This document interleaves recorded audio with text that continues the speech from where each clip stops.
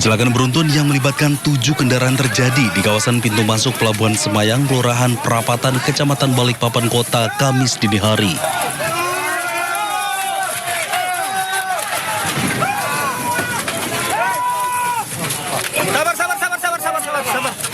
Insiden dipicu truk bermuatan sawit mengalami remblong saat melintasi jalan menurun sehingga kendaraan kehilangan kendali dan berpindah ke jalur berlawanan. Benturan pertama terjadi dengan truk lain yang sedang bersiap memasuki pintu pelabuhan. Akibat kerasnya tabrakan, truk terdorong hingga menghantam sebuah mobil yang sedang terparkir. Benturan membuat truk bergeser ke tengah jalan dan akhirnya terguling kemudian menimpa 3 kendaraan lain.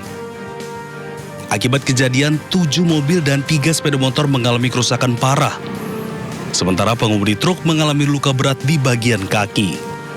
Rem mengalami blong. Di saat itu kemudian pengemudi atas nama SG tersebut berusaha untuk menghindari korban, namun tetap dia banting ke kiri, kemudian di situ ada kendaraan yang sedang parkir. Kebetulan di situ memang ada bongkar muat kapal. Satlantas Polresta Balikpapan masih melakukan pemeriksaan terhadap seluruh kendaraan yang terlibat dan meminta keterangan dari para pengemudi untuk melengkapi proses penyelidikan. Dari Balikpapan, Kalimantan Timur, Ardi Wirya, iNews melaporkan. Polisi menggagalkan peredaran 60 paket sabu di Kabupaten Kolaka, Sulawesi Tenggara. Gerak-gerik pengemudi mencurigakan karena tinggalkan mobil dalam kondisi mati mesin. Satunya mana? Ada 2 tadi. Tidak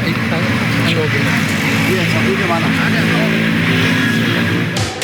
Satres Narkoba Polres Kolaka menyita 60 paket sabu seberat 3 kg di bagasi mobil yang dikendarai pria warga Kabupaten Bone, Sulawesi Selatan. Penangkapan bermula saat warga menemukan sebuah mobil terparkir di persimpangan lampu merah Jalan Pahlawan, Kabupaten Kolaka, tanpa pengemudi sehingga mengganggu arus lalu lintas. Personel Polsek Kolaka bersama warga kemudian mendorong mobil tersebut ke Mapolsek untuk diamankan. Hasil penyelidikan mengungkap mobil tersebut mati mesin setelah sistem GPS pada kendaraan rental dinonaktifkan karena pengguna membawa mobil melebihi batas wilayah sesuai perjanjian rental yang hanya diizinkan hingga Kota Palopo. Tidak lama kemudian petugas menemukan pengemudi mobil sedang berjalan kaki tidak jauh dari lokasi mobil diparkir. Personil Polsek Kolaka berkoordinasi dengan Satres Narkoba untuk melakukan penggeledahan hingga akhirnya menemukan puluhan paket sabu di dalam bagasi mobil. Berhasil menemukan pelaku dan langsung dibawa ke Polsek Kolaka, kemudian dengan disaksikan oleh pemerintah daerah setempat dan juga pelaku langsung membuka paket yang dicurigai dan ternyata setelah dibuka ditemukan ada sekitar 60 paket sabu. Pelaku mengaku diperintah seseorang berinisial RI dari Kota Palopo untuk mengantarkan sabu ke Kabupaten Kolaka. Narkoba tersebut sebelumnya diambil di Kabupaten Pinerang. Tiap sekali pengiriman, pelaku menerima upah sebesar 10 juta rupiah. Atas perbuatannya, pelaku dijerat pasal 114 ayat 2 Undang-Undang Narkotika dan terancam hukuman 20 tahun penjara. 2 pengendara sepeda motor kedapatan membawa narkoba jenis tramadol dan ekstasi di Jalan Tubagus Angke, Tambora, Jakarta Barat. Mereka mencurigakan karena berusaha kabur saat dirazia polisi.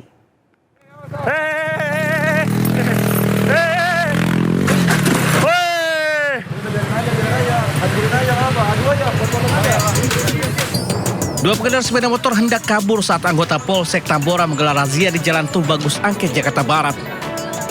Namun upaya mereka gagal karena petugas mengadang dan sepeda motor yang dikendarai terjatuh.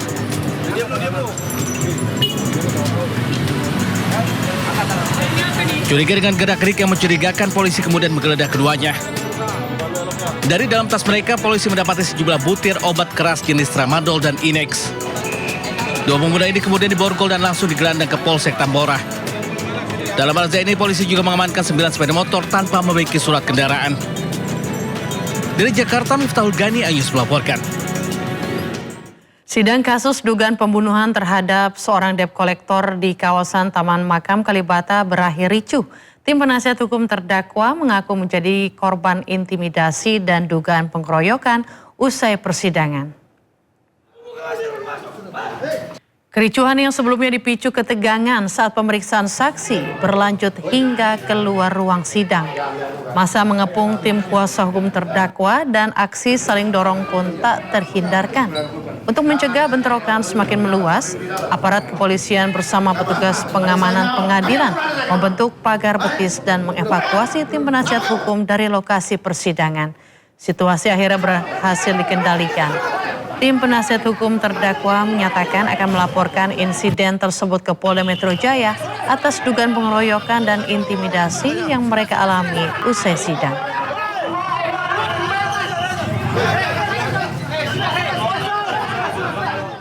Pemirsa, pengemudi Alphard cekcok dengan Satpam usai ditegur lantaran menerobos lampu penyeberangan di kawasan Bundaran HI Jakarta Pusat. Alih-alih meminta maaf, Satpam justru dibawa ke kantor polisi. Dalam sebuah rekaman kamera pengawas, sejumlah pejalan kaki hendak menyeberang di kawasan Bundaran Hotel Indonesia. Dari arah seberang, seorang Satpam berniat membantu sejumlah pejalan kaki. Dan di momen yang sama, semua kendaraan berhenti kecuali mobil Alphard hitam yang menerobos lampu penyeberangan. Tidak terima ditegur Satpam, sejumlah orang yang berada di dalam mobil dengan plat nomor D1828 XHQ tersebut memilih cekcok dan membawa Satpam ke kantor polisi.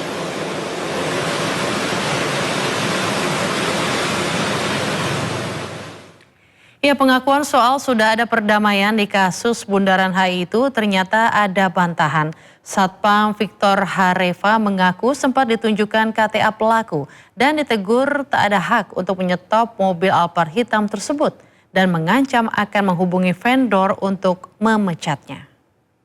Bilang ini semua, bilang itu, saya juga aparat, emang kamu doang yang aparat. Sampai dia ngambil KTA-nya, tunjukin ke saya juga aparat.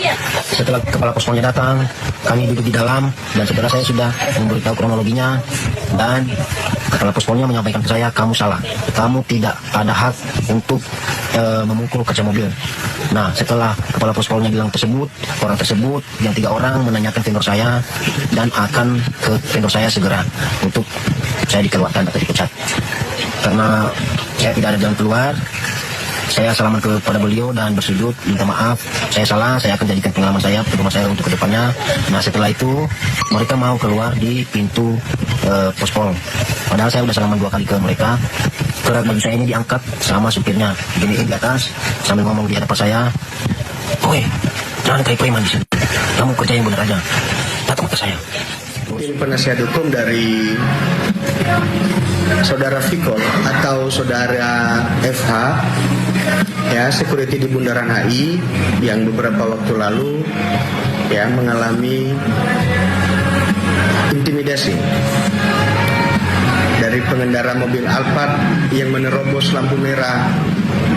Ya. Dalam pernyataannya Bapak Kapolsek mengatakan telah ada perdamaian, telah dibantu difasilitasi mediasi. Ya. Klien kami pada saat itu, Pak, disinyalir dijemput oleh oknum yang berpakaian batik, terus dibawa ke kantor polisi, ke pospol. Orang lagi dibawa tekanan seperti begitu, itu bukan perdamaian namanya, Pak. Kita kan belajar aturan, Pak. Gitu loh. Maksud saya gini, dan kita memberikan laporan kepada pimpinan kita, di mana laporannya pun salah. Gitu loh. Ya. Kalau dipaksa salaman ya mungkin bisa. Karena pada saat itu di kirinya oknum, di kanannya juga teman-teman dari pospol. Siapa yang tidak tertekan, Pak, mentalnya? Berita terkait Satpam Bundaran HI ternyata sudah sampai di telinga Gubernur Jakarta Pramono Anung. Pramono menegaskan Satpam tersebut tidak bersalah dan akan mengusut pelaku intimidasi dari mobil Alphard hitam. Pertama adalah untuk nasibnya Satpam, saya akan meminta untuk tidak dipecat atau diberhentikan. Bahkan yang bersangkutan sebenarnya malah menjalankan tugas dengan baik sekali. Dan terlihat bahwa mobil Alphard itulah yang kemudian melanggar. Dan kemudian kami juga mendapatkan laporan bahwa mobil yang pakai plat itu adalah plat palsu. Sehingga dengan demikian orang yang menegur harusnya yang diberikan sanksi, dan saya sudah minta untuk aparat penegak hukum, kalau kemudian ini tidak bisa diselesaikan secara baik, ya tentunya yang melakukan seakan-akan berkuasa begitu, pada dia salah, itu harus diberi sanksi. Jadi untuk satpamnya sekali lagi saya minta untuk tidak dipecat dan tetap dipekerjakan seperti biasa, karena satpam inilah yang menjalankan tugas, dan semua orang melihat dari CCTV maupun CCTV yang lebih lengkap yang sebenarnya dimiliki oleh pemerintah. Seorang ayah di Belitung ditangkap polisi lantaran tega menyetubuhi anak kandungnya yang masih berusia 13 tahun. Pelaku juga menjajakan korban ke pria hidung belang. Seorang pria disergap polisi di Pelabuhan Pulau Belitung, Bangka Belitung. Pria berusia 37 tahun ini melakukan tindak pidana persetubuhan terhadap anak di bawah umur yang tidak lain merupakan anak kandungnya sendiri. Ketika ditangkap, pelaku hendak melarikan diri melalui jalur pelabuhan. Persetubuhan terhadap anak kandungnya dilakukan berulang kali sejak tahun 2024 hingga Juli 2026. Parahnya lagi, pelaku juga tega menjual korban ke pria hidung belang dengan tarif Rp300.000 sekali kencan. Semua uang hasil prostitusi diambil oleh pelaku. Akibat peristiwa ini, korban berusia 13 tahun mengalami tekanan, ancaman, dan intimidasi. Hubungan dengan korban, posisi tinggal dengan... Ya, tim DVI di Bidokes Polda Sulawesi Selatan kembali berhasil mengidentifikasi seorang korban tenggelamnya kapal KM Nurul Salsa Jumat malam. Usai diidentifikasi, korban langsung diserahkan ke pihak keluarga. Satu kantong jenazah korban kapal tenggelam KM Nurul Salsa yang ditemukan berhasil teridentifikasi oleh tim DVI Bidokes Polda Sulawesi Selatan kurang dari 12 jam. Korban diketahui bernama Haspi, berjenis kelamin laki-laki, warga desa Makminasa, Kabupaten Kepulauan Selayar. Usai diidentifikasi, korban langsung diserah terimakan ke pihak keluarga yang diwakili Polres Kabupaten Selayar. Tim DVI gabungan telah berhasil mengidentifikasi total 3 korban dari 3 kantong jenazah yang diterima. Hingga kini petugas masih mencari 14 korban hilang. Sementara itu polisi masih terkendala kondisi para saksi untuk penyelidikan tenggelamnya kapal KM Nurul Salsa. Saksi juga merupakan korban dari kecelakaan. Ini kemudian ketua tim dari... Pemirsa, seorang pekerja migran Indonesia asal Kampung Ketileng, Kota Serang, Banten diduga disekap majikannya di Arab Saudi. Korban dan keluarga minta bantuan agar dapat segera dipulangkan ke Indonesia. Ditahan sama majikan, saya disekap, saya nggak diperbolehkan pulang, gaji saya juga ditahan. Pengakuan Atilah, pekerja migran Indonesia asal Kampung Ketileng, Kelurahan Teritih, Walantaka, Serang, Banten ini viral di media sosial. Atilah mengaku disekap majikannya dalam kondisi sakit dan gajinya pun ikut ditahan. Atilah dan keluarganya meminta pertolongan pemerintah agar segera bertindak dan memulangkan Atilah. Kondisi Atilah yang sakit membuat keluarga khawatir. 8 bulan katanya. Jadi nggak bisa pulang sampai sekarang ya? Sampai sekarang nggak pulang. Udah upaya minta bantu ke siapa aja? Upaya bantuan kesana kemari, ya nyatanya kan belum ada hasil. Menanggapi aduan, Pemprov Banten menggelar rapat koordinasi bersama Balai Pelayanan Perlindungan Pekerja Migran Indonesia BP3MI Banten untuk memastikan penanganan kasus sesuai mekanisme perlindungan PMI. PMI juga sudah kami hubungi juga atas nama Ibu Atilah yang saat ini berada di Arab Saudi. Cuma memang terbaru kami kontak belum bisa terhubung, masuk tapi belum diangkat, direspon begitu, untuk bisa memonitor posisinya di mana sekarang ini gitu. Hingga saat ini, BP3MI masih terus berusaha menghubungi korban untuk mengetahui keberadaan dan kondisinya. Dari Serang, Banten, Mahesa Apriandi, iNews melaporkan. Event lari di Bali viral usai diduga memprioritaskan warga negara asing atau WNA. Kegiatan ini membuat netizen resah karena diskriminasi justru ditujukan ke WNI di Indonesia. Dugaan praktik diskriminasi terhadap WNI mencuat di media sosial setelah sebuah komunitas lari di Bali dituding memprioritaskan peserta warga negara asing dibandingkan dengan warga negara lokal. Anggota DPD Bali Niluh Jelantik juga buka suara di media sosialnya dan menyesalkan peristiwa ini. Tuduhan diskriminasi ini ramai diperbincangkan setelah sejumlah WNA angkat bicara dan merasa oknum turis asing di Bali sangat meresahkan dan seenaknya.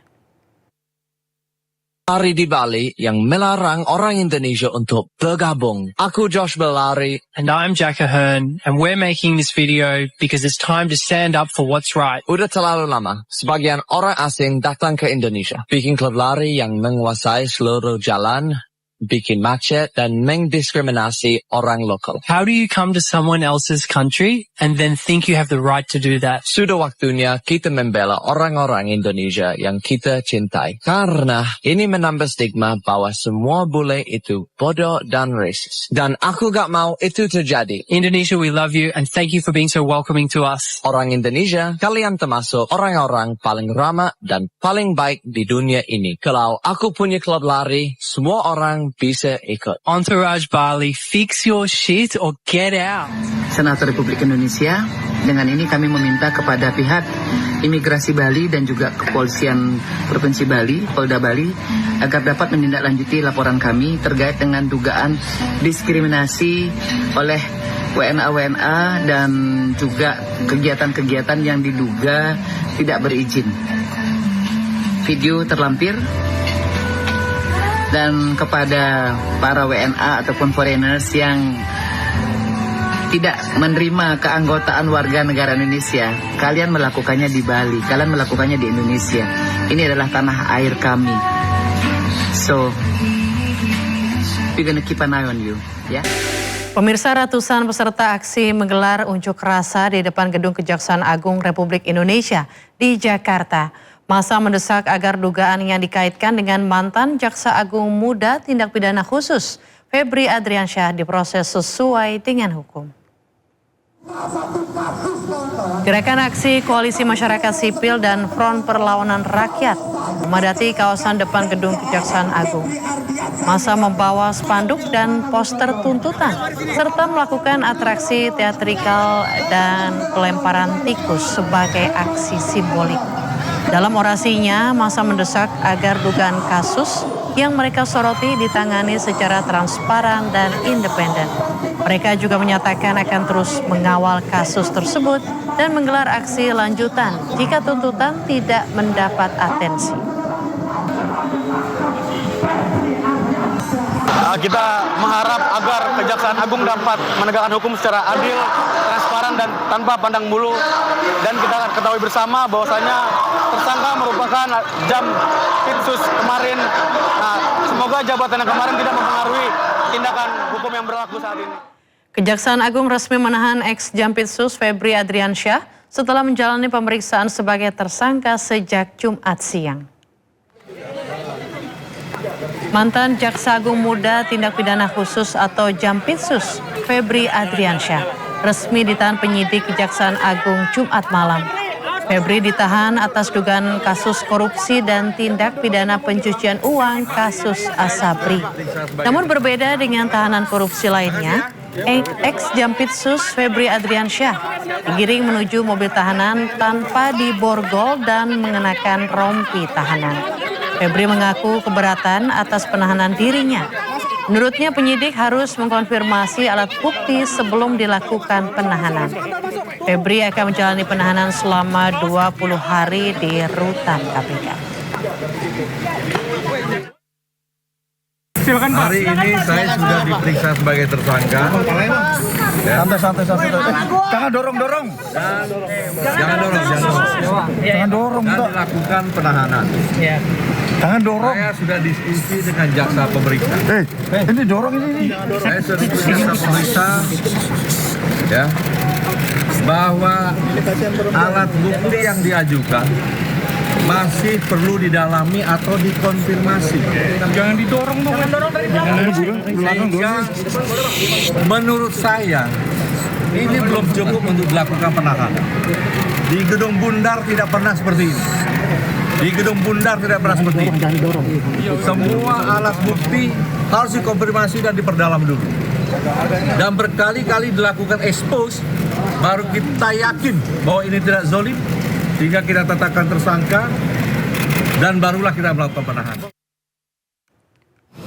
Saudara Eva telah ditetapkan tersangka dan dilakukan penahanan 20 hari ke depan sampai tanggal 24 kalau nggak salah. Tanggal berapa? 20 hari ke depan dari hari ini di rutan KPK Jakarta Cabang Jakarta Timur. Kita harus membangun peradaban pembangunan hukum yang saling menghargai, utamanya dalam proses penyidikan masih praduga tak bersalah. Kebanyakan menanyakan kenapa di KPK, ya kan? Nah, kita memastikan yang bersangkutan pernah setidaknya berjasa menangani kasus-kasus besar, ya, kasus besar. Kami memandang perlu untuk pelindungan yang bersangkutan juga, untuk proses akuntabilitas, transparansi, dan kita sinergi dengan KPK juga, oleh karenanya untuk menjamin proses kedepannya dan yang bersangkutan mohon maaf mungkin lebih nyaman karena yang bersangkutan banyak menangani kasus besar, kita ketahui. Itulah salah satu pertimbangannya kenapa di sana. Iya, kalau Mas Rompi tadi mohon maaf karena buru-buru juga udah malam ya. Terus yang kedua, modus operandi secara umum dugaan TPPU yang dilakukan oleh penyelenggara negara dalam jabatannya sebagai jaksa atau pejabat struktural selama dia menjabat mengabdikan diri di kejaksaan. Lebih detailnya tidak akan saya sampaikan karena terkait dengan pembuktian, dan kalau kita sampaikan akan sangat menyulitkan kita ke depannya. Mantan Jaksa Agung Muda Bidang Tindak Pidana Khusus atau Jampitsus Febri Adriansyah menunjuk Febri Diansyah sebagai kuasa hukumnya. Febri mengungkap bahwa kliennya berharap agar penegakan hukum berjalan secara adil. Mantan Jampitsus Febri Adriansyah menunjuk mantan jubir KPK Febri Diansyah sebagai kuasa hukumnya. Febri Diansyah mendampingi Febri dalam pemeriksaan selama 10 jam. Ia menyebut Febri kooperatif atas pemeriksaan yang dilakukan. Febri mengungkap bahwa kliennya berharap agar penegakan hukum berjalan secara adil. Adapun Febri juga berharap fakta hukum yang ditemukan penyidik dipilah secara jernih. Telah dilakukan sejak sekitar pukul 14 siang. Pak FA kooperatif dan sangat menghormati pemanggilan pemeriksaan oleh penyidik. Tadi proses pemeriksaan berjalan, awalnya pemeriksaan sebagai saksi karena surat panggilannya adalah sebagai saksi untuk sprindik dugaan TPPU. Kemudian setelah proses pemeriksaan berjalan sampai dengan sekitar pukul 19 malam ini, pukul 7 malam, penyidik menginformasikan status Pak FA adalah sebagai tersangka, sekaligus memberikan 2 dokumen. 1 dokumen penetapan tersangka dan 2 dokumen penahanan. Kuntadi resmi dilantik sebagai Jaksa Agung Muda Tindak Pidana Khusus menggantikan Febri Adriansyah. Kuntadi menyatakan akan mengevaluasi seluruh perkara khususnya yang menjadi perhatian masyarakat.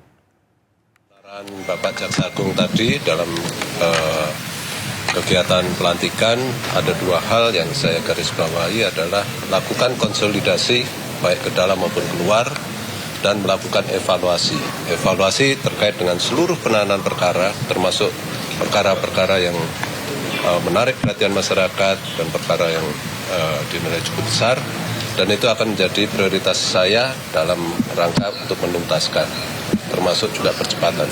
Hal yang paling harus kami jaga adalah integritas, objektivitas, dan transparan. Ada kejanggalan dalam laporan harta kekayaan penyelenggara negara atau LHKPN. Ex-Jampitsus Febri Adriansyah yang menjadi tersangka dalam dugaan korupsi dan TPPU hanya tertera 18,26 miliar rupiah.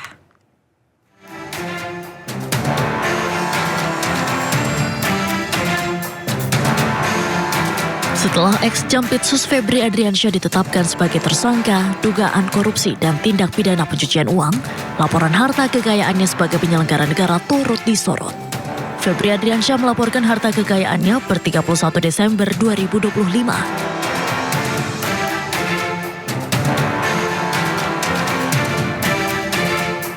Terdiri dari tanah dan bangunan merupakan aset yang terbesar. Alat transportasi dan mesin, harta bergerak lainnya, gas dan setara gas, serta harta lainnya.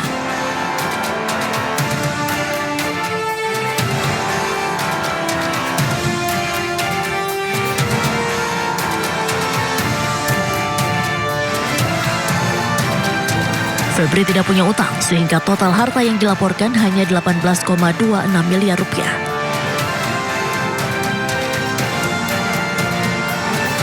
Dari jumlah LHKPN ini terdapat kesenjangan dengan temuan barang bukti fantastis, uang tunai dan emas batangan yang disita Kortas Tipikor Polri sejumlah 543,2 miliar rupiah dan 74 kg emas batangan. Dengan uang tunai yang disita saja jumlahnya 30 kali lipat dari harta yang dilaporkan, belum termasuk emas batangan. Meski Febri menyebut barang bukti yang disita ada pemiliknya. Sementara dalam konferensi pers di Kejaksaan Agung sebelum mengundurkan diri, Febri mengakui rumah Sentul yang digeledah merupakan rumah pribadinya. Namun ternyata rumah ini tidak terdaftar dalam LHKPN-nya. Yang kedua tentang rumah Sentul, ya, itu memang rumah pribadi Jampitsus yang sudah sejak lama. Itu bisa dilihat bagaimana proses kepemilikan sejak awal.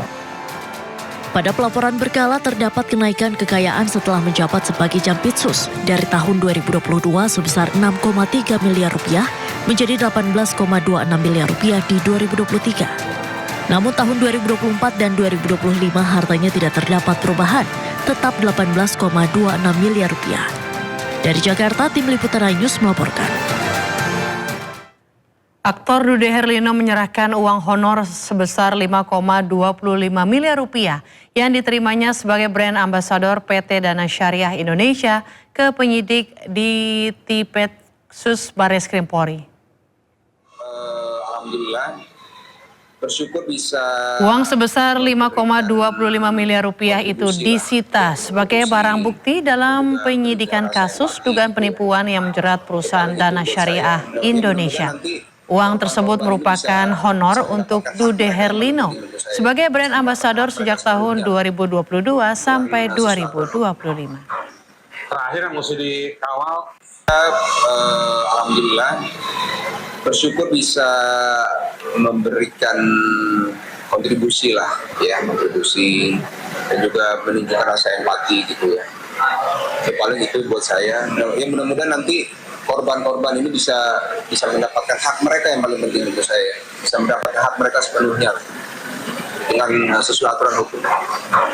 Terakhir yang mesti dikawal proses restitusinya sih. Oh iya. Jadi nanti penyidik kan mengumpulin sejumlah angka dan mudah-mudahan yang berhasil dijaring bisa dibawa full ke jaksa penuntut. Nanti itu full juga dibawa ke persidangan. Nanti di hakim akan memeriksa dan nanti hakim akan memerintahkan bagaimana nanti jaksa atau polisi bersama dengan LPSK melakukan restitusi ya, pembalian kepada uang itu secara adil. Akibat flexing yang dilakukan anggota keluarganya di media sosial, seorang pejabat daerah di Gayo Lues mundur dari jabatannya. Karena itu, demi menjaga nama baik institusi, serta memberikan kesempatan agar proses evaluasi dan perbaikan dapat berjalan dengan baik, saya memilih mengundurkan diri dari jabatan yang saya emban saat ini. Seorang pejabat daerah di Kabupaten Gayo Lues, Aceh mengundurkan diri usai anggota keluarganya mencuri perhatian publik di jagat media sosial. Wanita diketahui merupakan anak dari salah satu pejabat Gayo Lues ini mengunggah sejumlah foto yang menunjukkan kemewahan.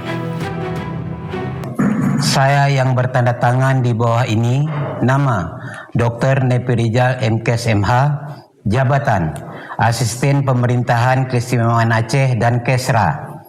Melalui surat ini, saya menyampaikan pengunduran diri dari jabatan yang saya emban terhitung sejak tanggal 23 Juli 2026.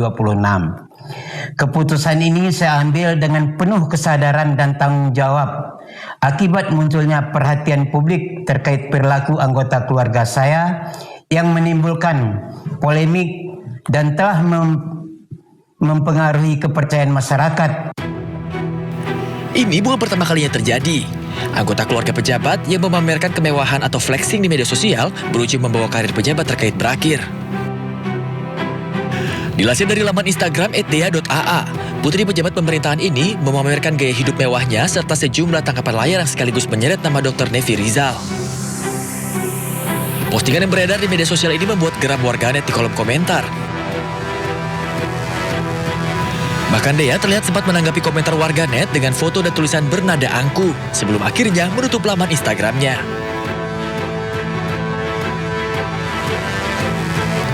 Mirisnya, di tengah kemewahan dan kekayaan yang dipamerkan, Gayo Lues masih terus mencoba untuk bangkit dari banjir bandang yang sempat menerjangnya akhir tahun lalu. Jalan-jalan yang rusak, bangunan yang roboh, listrik yang sempat padam membuat warga sulit untuk hanya memenuhi kebutuhan dasar mereka.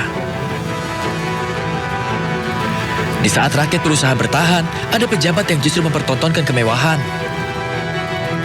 Ini menjadi gambaran bahwa kekuasaan tanpa empati hanya menjadi ironi. Tim Liputan, AA News melaporkan. Kepala Staf Kepresidenan Jenderal TNI Purnawirawan Dudung Abdurrahman tanggapi terkait mundurnya Asisten 1 Sekretariat Daerah Kabupaten Gayo Lues Aceh, Dr. Nevi Rizal karena konten flexing sang anak. Terkait hal tersebut, Dudung berharap kedepannya tidak ada lagi pejabat-pejabat yang mengundurkan diri karena masalah pribadi terlebih karena flexing. Hari ini menjadi pelajaran lah bagi kita. Hal-hal seperti ini jangan sampai terjadi. Ya mungkin bapaknya juga banyak pertimbangan yang beliau perkirakan sehingga mungkin lebih baik mundur. Tim penyidik Kejaksaan Tinggi Sulawesi Utara menggeledah rumah mewah di kawasan Bahu Mall, Kota Manado. Penyidik menemukan uang tunai 18 miliar rupiah serta emas 85 gram.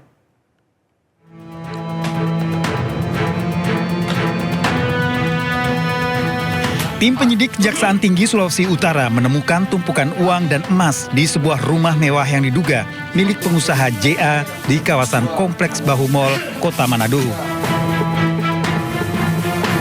JA merupakan seorang pengusaha terkenal yang saat ini menjabat sebagai Ketua Kadin Manado periode 20.025 hingga 20.030. Dalam penggeledahan yang dikawal personel TNI, penyidik melakukan pemeriksaan di seluruh bagian rumah dan ditemukan uang tunai pecahan Rp50.000 dan Rp100.000 dengan total sekitar 18 miliar rupiah serta emas seberat 98 gram. Penggeledahan ini diduga berkaitan dengan penyidikan kasus dugaan korupsi pengelolaan tambang emas yang sebelumnya telah menjerat 3 tersangka. Yang paling signifikan yang kami peroleh yaitu uang sejumlah 18 miliar 866.836.000 rupiah dalam pecahan 100.000, dalam pecahan 50.000, dan juga ada mata uang asing. Penyidik juga menggeledah 2 lokasi berbeda, yakni kantor pemasaran IT Center dan Taman Parafon. Usai penggeledahan, penyidik membawa 9 box berisi uang tunai dan dokumen berkaitan dengan perusahaan dibawa ke Kejati, Sulawesi Utara. Pemilik rumah akan segera diperiksa. Dari Manado, Sulawesi Utara, Jeffrey Langi, iNews melaporkan. Mahkamah Konstitusi mengabulkan sebagian permohonan uji materi terkait dengan kuota internet hangus. MK mewajibkan operator seluler menyediakan pilihan layanan yang menjamin sisa kuota milik pengguna bisa dipakai meski masa aktifnya habis. Dalam pertimbangan hukum putusan MK, pilihan layanan jasa tersebut penting dinyatakan secara eksplisit. MK mengakui layanan internet telah menjadi kebutuhan penting masyarakat modern. Tarif dan skema layanan tidak boleh semata-mata diletakkan dalam cara pandang atau logika komersial penyelenggara telekomunikasi, tapi menjamin adanya perlindungan yang wajar bagi pengguna. Penyelenggara telekomunikasi juga diminta menyediakan kanal yang memudahkan pengguna memantau pengguna, termasuk sisa kuota layanan yang telah dipilih.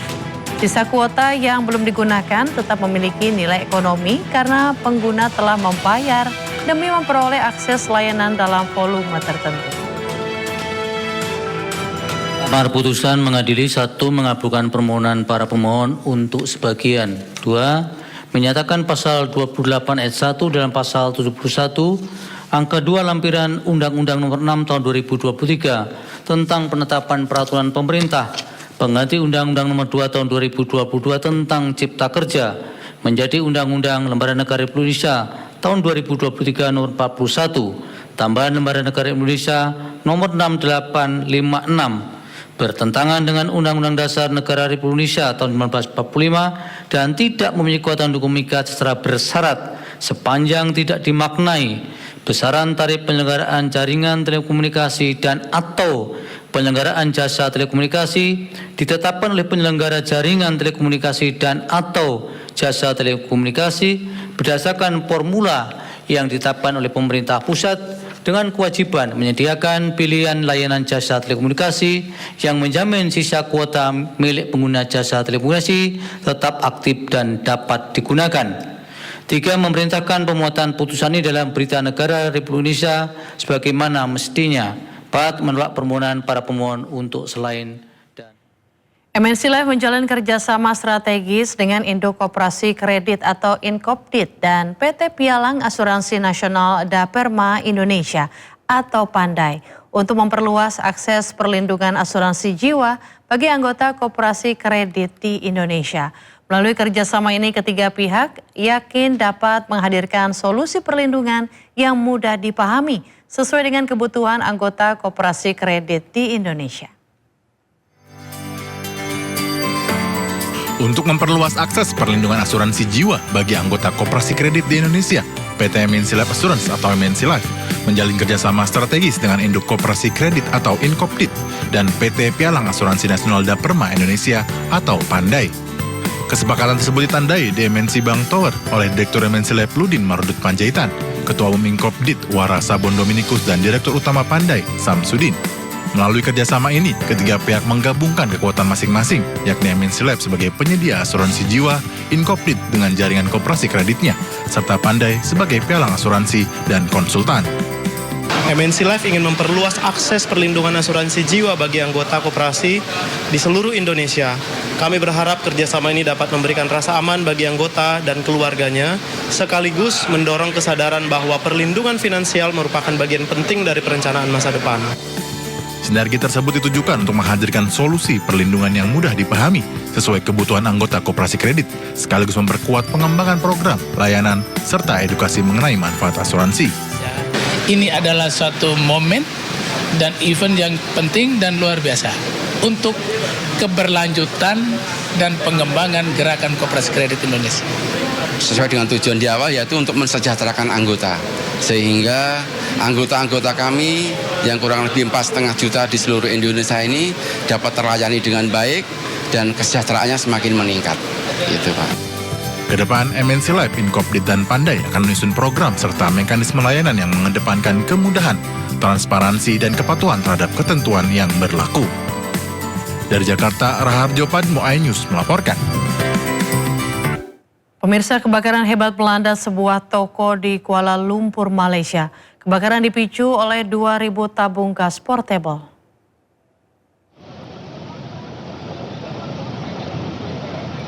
Sebuah rekaman drone yang menunjukkan saat terjadi kebakaran sebuah toko di Selangor, Malaysia.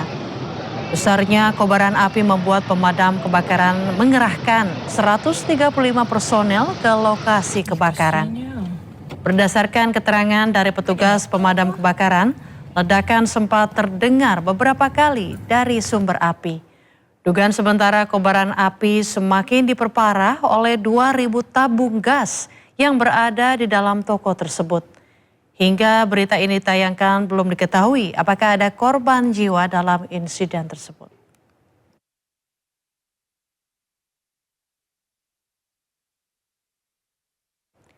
Pemirsa, pasukan Zionis Israel menyerbu rumah sakit spesialis Nablus, Palestina, memicu kecaman setelah dilaporkan 2 pasien yang sedang dirawat ditangkap.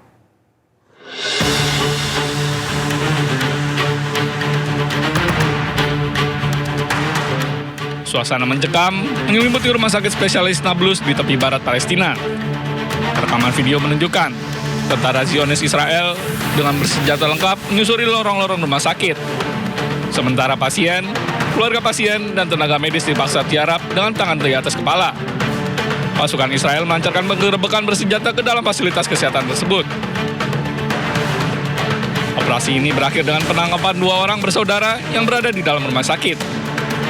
Direktur Administrasi Rumah Sakit, Wael Al-Kharouf, menyatakan bahwa pasukan Zionis Israel menemukan seorang pasien yang sedang menjalani perawatan, lalu menangkapnya bersama saudaranya. وبعديها اتوجهوا للمريض اللي كانوا جايين هم علشانه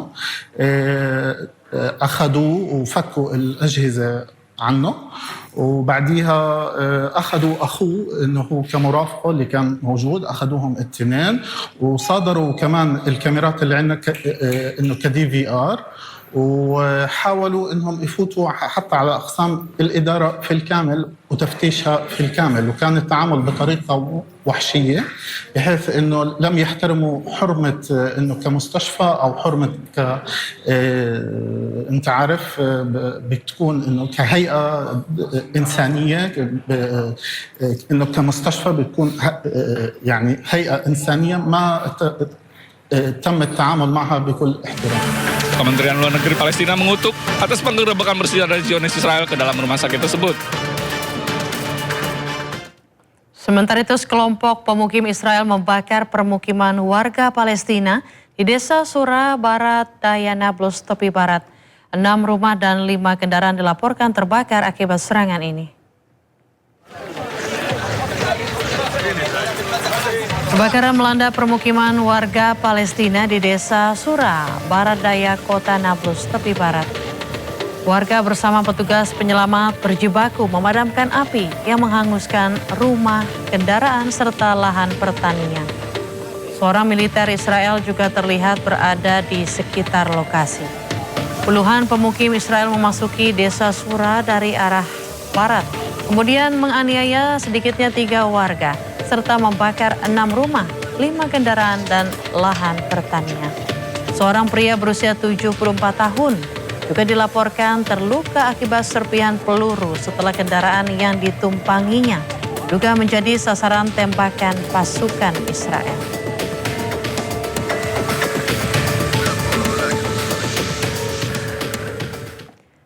Pemirsa, Amerika Serikat kembali menggempur sejumlah target militer Iran hingga malam ke-13 berturut-turut. Di tengah eskalasi konflik, Presiden Amerika Serikat Donald Trump mengaku telah mempertimbangkan serangan yang lebih besar terhadap Teheran. Militer Amerika Serikat kembali melancarkan serangan terhadap sejumlah target militer Iran. Komando Pusat Amerika Serikat atau CENTCOM menyatakan operasi memasuki malam ke-13 sebagai bagian dari upaya melemahkan ancaman Korps Garda Revolusi Islam Iran terhadap jalur pelayaran komersial. Rekaman dirilis CENTCOM memperlihatkan serangan ke sejumlah sasaran diklaim sebagai pusat komando militer, gudang penyimpanan drone, jaringan komunikasi, fasilitas pengawasan pesisir, hingga kemampuan maritim Iran. Presiden Amerika Serikat Donald Trump mengatakan bahwa ia hampir memutuskan apakah akan melancarkan serangan besar-besaran terhadap Iran. Trump juga menyampaikan Iran memiliki niat yang jahat.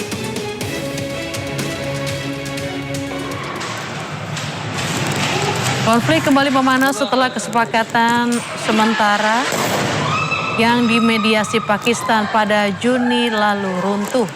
Sejak itu Amerika Serikat terus melancarkan rangkaian ke Iran.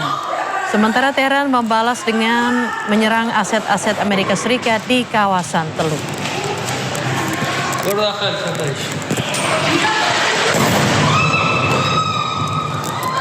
Serangan ini menargetkan infrastruktur vital seperti pangkalan Angkatan Laut Iran.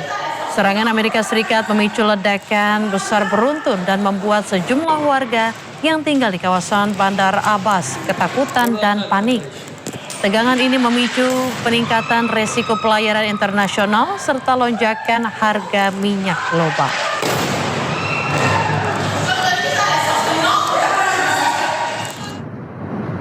Sistem pertahanan udara Iran kembali diaktifkan di sekitar Teheran dan beberapa wilayah lain, menyusul eskalasi konflik dan rentetan senjata ke udara.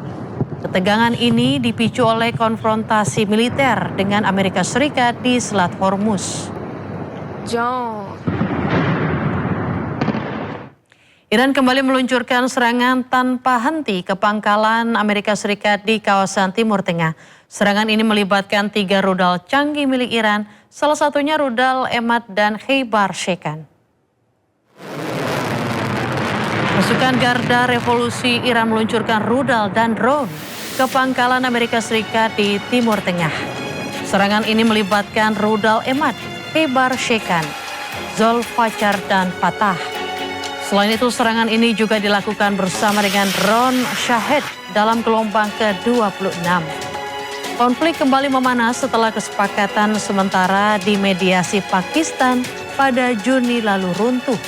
Sejak itu Amerika Serikat terus melancarkan serangan ke Iran, sementara Teheran membalas dengan menyerang aset-aset Amerika Serikat di kawasan Teluk.